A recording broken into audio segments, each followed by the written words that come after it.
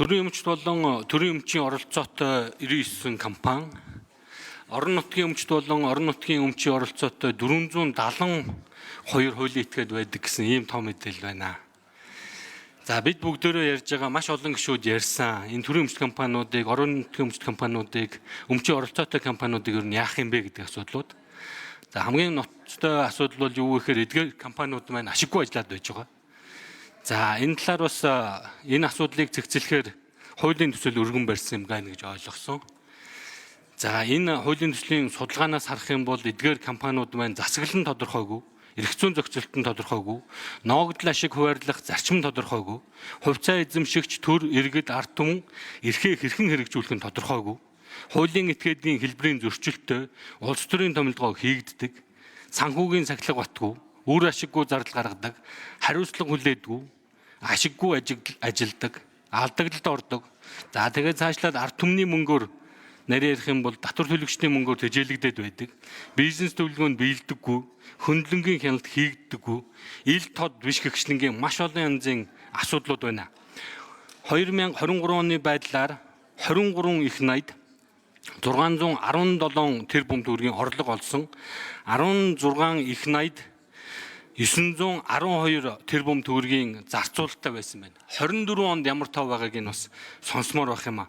Хамгийн гол нь миний хэлэх гээд байгаа гол зүйл бол юу гэхээр улсын төсөв 30 хэдэн их найд гэж ярьж байгаа бол энд 17 орчим их найдын буюу улсын одоо төсөвтэй бараг тэнцвүүц хэмжээний мөнгийг бид одоо нарийн мэдээлэлгүйгээр ингэж байлгаад байгаа. Өөрөөр хэлбэл бид улсын төсөө багтааж ядаад байж хахад энд бол яаж вэ гэхээр улсын төсөвтэй одоо дүүцгүүц хэмжээний мөнгө үндсэндээ зарцуулагдаад байгаамаа.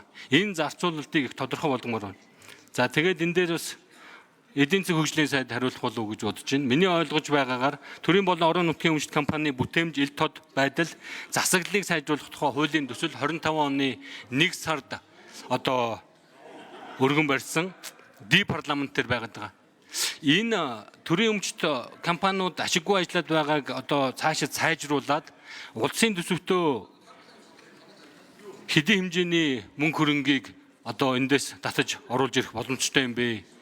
Ялангуяа эх жилийн улсын төсөвдөр энэ төрийн өмчт компаниудаас тодорхой хэмжээний одоо энэ асуудлаа зэгцлээд улсын төсөвдөр нэмэр болох, улсын төсөө тэлэх ийм боломж байгаа эсхийг тодруулмаар байгаа юм аа. Тэгэхээр энэ төрийн болон орон нутгийн өмчт компанийн бүтээмж ил тод байдал засаглалыг сайжруулах тухай хууль одоо хизээ орж ирэх юм бэ? Засаг дээр гацаад байгаа мó, их хурал дээр гацаад байгаа мó? За энэ хууль мөн одоо батлагдсанаар улсын төсөвт ямар одоо хувь нэмэр оруулах нөхцөл болцоо, улсын төсөв хэрхэн одоо төлөх нөхцөл болцоо бүрдэх юм бэ гэдгийг тодруулмаар байна. Баярлалаа.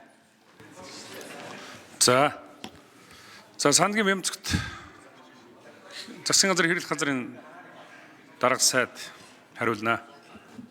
За төрийн өмчийн бодлого зохицуулалттай төрийн өмчт компаниудын бодлого зохицуулалттай холбоотой асуудал ерөнхий сайдын харьяанд буюу засгийн газрын хэрэглэх газарт хариалагддаг. Тэгээ энэ хүрээндээ бас таны асуултанд хариулъя. За өнөөдрийн байдлаар Монгол улсад нэг төрийн өмчт компаниг 104 компани үйл ажиллагаа явуулж байгаа. 60 орчим мянган хүн ажиллаж байгаа. За орон нутгийн өмчтийн 350 орчим мянган компани үйл ажиллагаа явуулж байна. Үүнд 20 орчим мянган хүн ажиллаж байна. За төрийн өмчт компаниуд та 23 оны ашиг орлогын талаар ярьсан 24 онд ямар хөө ашигтай ажилласан бэ гэдэгт та бас мэдээлэл хүссэн. Энэ дээр 24 оны жилийн эцсийн байдлаар төрийн өмчт компаниуд нийтдээ 26 их найд төгрөгийн орлого олсон.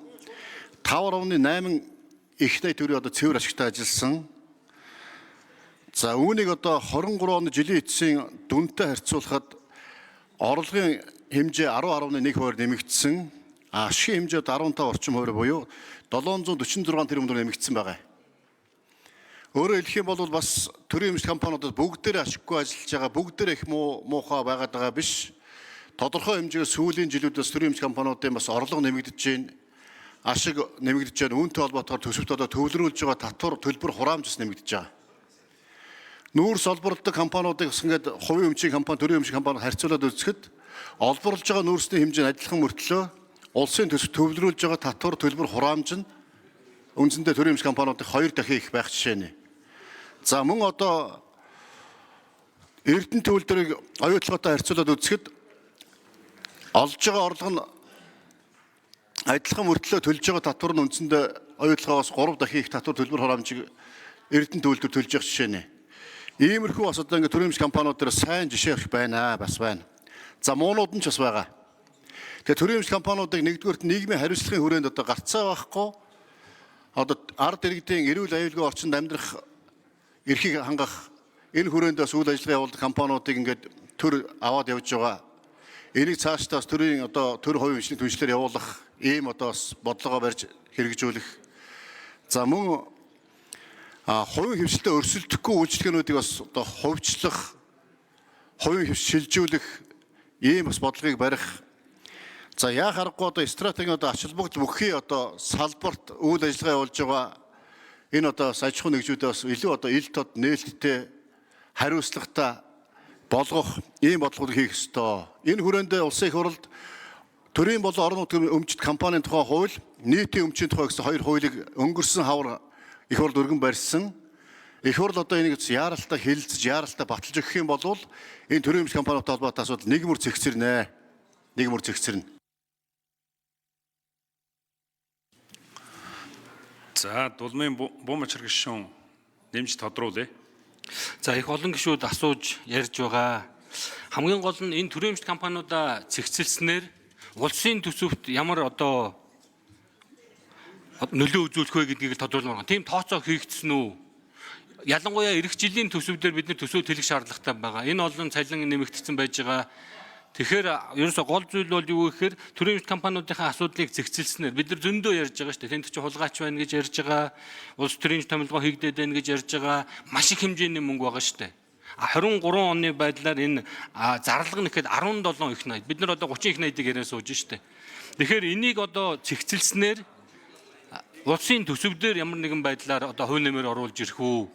Улсын төсөв ингэснээр тэлэх боломжтой юу? Өөрөөр хэлбэл мөнгөө хэмнээд илүү үр ашигтай зүйл зарцуулах боломж бидэнд олдох уу гэдгийг л тодруулах. Тийм тооцоолол хийсэн байдаг юм уу? За сандгийн бямцгт сайд хариулъя. Тэгээ ер нь л одоо үе шаттай төрийн өмч компаниудыг цэгцлэх, ялангуяа одоо Эрдэнэ төлөвлөлтөөр Эрдэнэс 5-7-ос 2 том компани л байгаа. Стратегийн орд үндэсний баялагын санд орлого төвлөрүүлдэг, ноогдлашиг өгдөг, үндсэндээ 2 том сайлын үнэ. Эрдэнэ төлөвлөрийн тухайд гэх юм бол одоо гэрээний хулгайнуудыг бүгдийг одоо талсан зогсоож байгаа. Овоолгын хулгай байсан талсан зогсоос, гэрээний хулгай байсан гэрээг биержээр зэсийн баяжуулаад арилждаг болсон. За дээрэс нь одоо тендерийн худалдаа авалт, шахааны бизнесийг одоо ил тод хиймэл оюухан ашигладаг болсон. Ийм одоо сайн жишээнүүд гарч байгаа. Эрдэнэс 5-7 дээр ихэд өнөөдөр бас олон улсын аудит оруулж бүх одоо үйл ажиллагааг нь одоо тийм үү хяналт хийж байгаа. Санхүүгийн гүйлгээнүүдийг, орлого зарлагуудыг, худалдаа авах ажиллагааны бүх гэрээнүүдийг бүгдийг ил болгосон. Цаашдаа иймэрхүү одоо тийм ил тод шилэн байх энэ ажлуудыг бас хийж хэрэгжүүлснээр илүү одоо юу гэдгийг олон түмний хяналтанд орж хулгай зэлгийг бас арилгах илүү өрөөгөөстэй болох юм боломжууд бүрднэ гэж. За сая төсвийн байнгороо болон эдийн засгийн байнгороонд байсан гишүүд хоцорж орж ирсэн асуулт асууж үг хэлэх хүн байвал дахиж нэр авна шүү. Гараа өргөд орж болно. За Булааны Бэсэн гишүүн